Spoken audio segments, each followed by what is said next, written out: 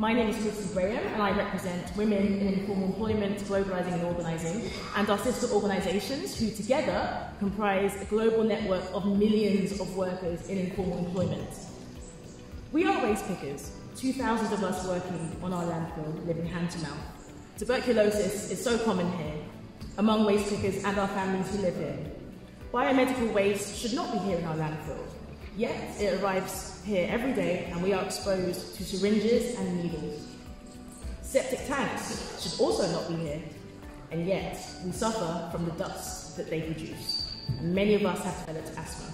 Is all of this really impossible to avoid? These are the words shared with me by a waste picker leader in Senegal, who is a member of our network.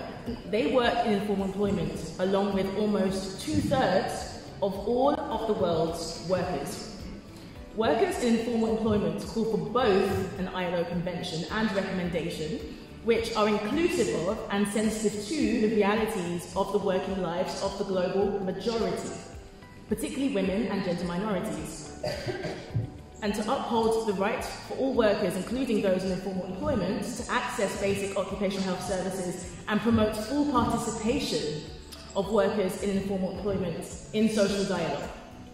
Waste pickers and other workers in informal employment face serious risks from biological hazards on a daily basis, threatening their health of their families and their livelihoods, due to the fact that they are largely excluded from occupational safety and health regulations, laws and practices, and lack protective equipment and social protection.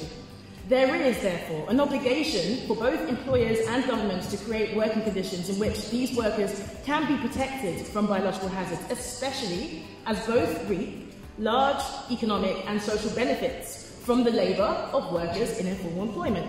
And importantly, with increasing numbers of self-employed workers, particularly those working in urban and public space, such as street vendors and waste pickers, it is government regulations, or lack thereof, which shape the unsafe, unhealthy and undignified conditions in which they work.